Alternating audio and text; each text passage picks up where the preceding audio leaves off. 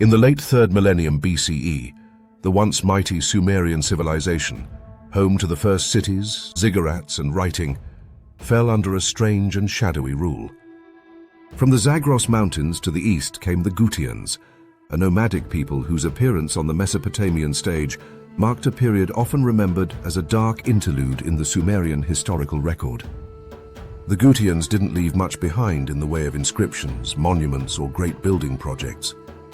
Most of what we know about them comes from their enemies, especially the Sumerians, who describe them in no flattering terms.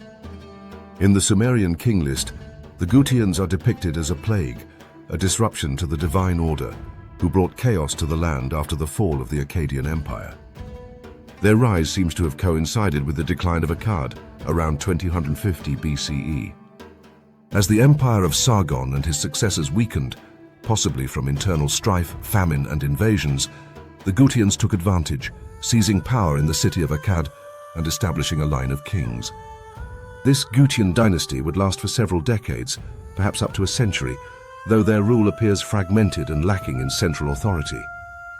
Sumerian texts accuse the Gutians of ignorance, describing them as people who knew not the proper rites and did not fear the gods. To the scribes of Sumer, these mountain tribes were uncouth and lawless, letting irrigation systems fall into disrepair and abandoning the old temple duties that upheld civilization.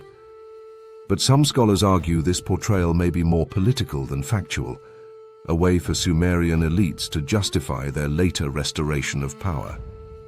Eventually, the Gutian rule came to an end. Around 2100 BCE, a Sumerian leader named Hengel of Uruk rose up and defeated the last Gutian king, Tirigan. This victory paved the way for the third dynasty of Ur, a cultural renaissance often called the Sumerian revival. Today, the Gutian kings remain enigmatic. Their names survive mostly as fragments. Ink on clay tablets, echoes of rulers who held sway in a time of transition. Were they destroyers or simply scapegoats of history?